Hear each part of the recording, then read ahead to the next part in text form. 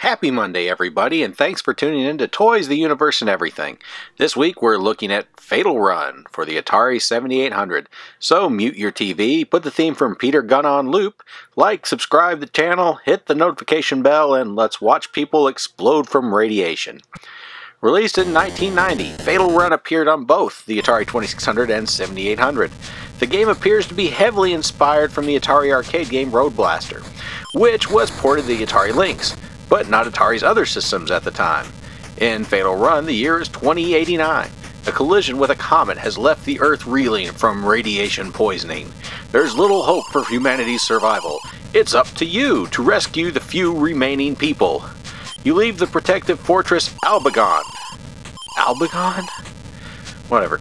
To deliver the newly developed radiation vaccine to the survivors. Then after wasting hours, literally hours of your life saving a few people, you play one more level to take the antidote to a rocket so you can save everybody. Except for the people who died while you were wasting your life saving a few people at a time.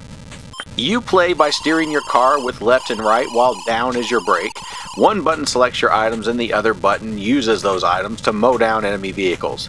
You must monitor your damage gauge and gas gauge if you are to be successful. The music in this game is okay.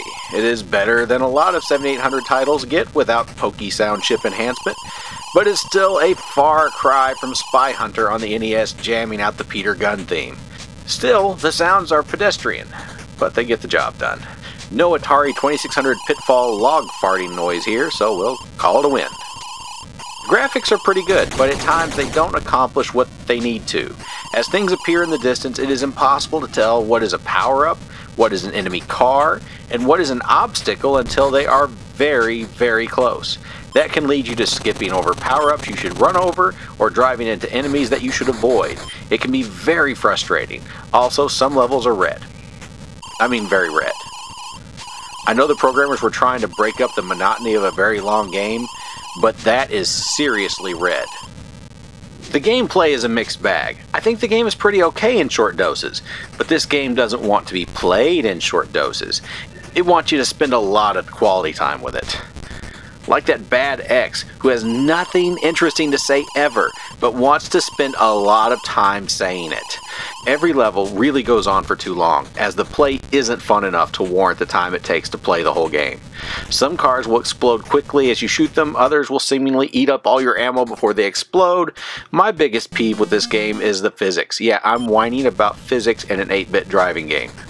The road doesn't curve like Pole Position, Monaco GP, or Rad Racer, but the G-forces of the road start to pull you left or right almost all of the time.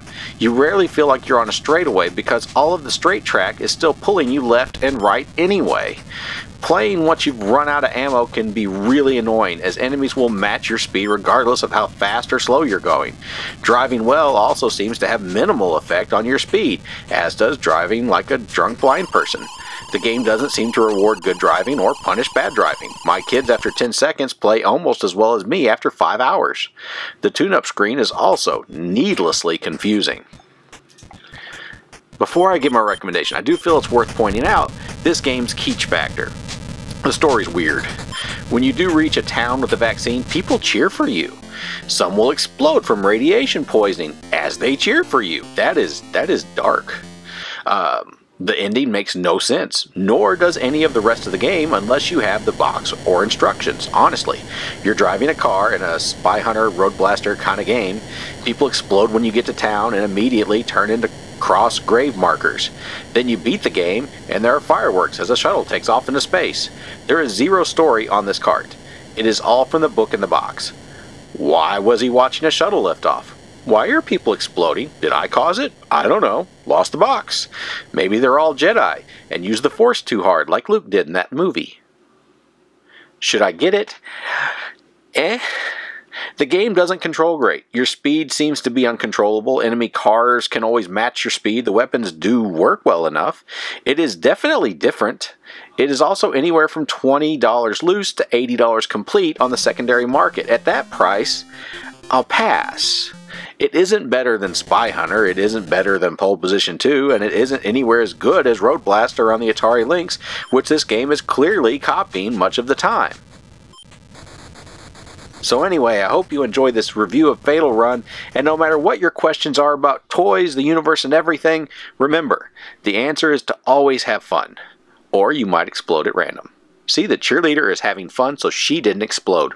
I've made my point. See you next time, everybody. And there's Barbie. No, that's for Bobby. Bobby, baby. Wait, Bobby officer. Oh my God!